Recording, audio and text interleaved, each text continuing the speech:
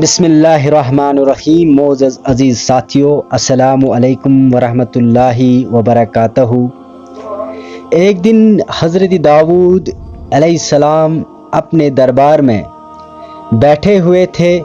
ان کے ارد گرد ان کے ساتھی اور حکمران بھی موجود تھے۔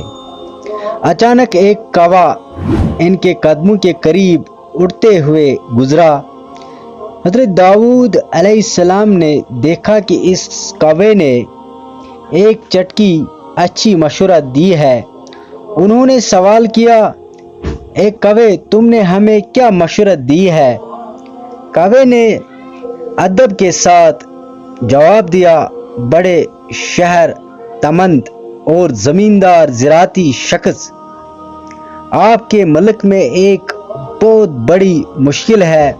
اس زمین میں ایک جانور ہے جو آپ کے محبتیں کھا گیا ہے۔ حضرت داؤد علیہ السلام نے اس کی بات سنی اور فوراً اپنے اعوان سے کہا کہ وہ اس جانور کو لا کر لائیں۔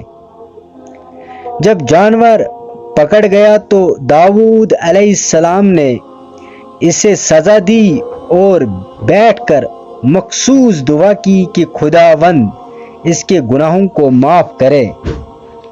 اس وقت کوا واپس آیا اور حضرت داؤد علیہ السلام کے قدموں کے قریب بیٹھا۔ انہوں نے پوچھا، اے کوے، تم نے پہلے کیسی مشورہ دی تھی؟ کوے نے جواب دیا، میں نے اس جانور کو نہیں کہا تھا بلکہ اپنی جان کو بچانے کے لیے کوشش کی تھی۔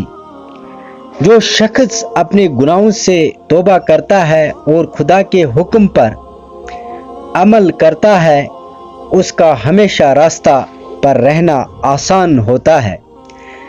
حضرت داؤد علیہ السلام نے کوے کی بات سن کر اس کے عقل مندی اور صداقت کی تعریف کی اور ان کے مشورات کی اہمیت کو سمجھا۔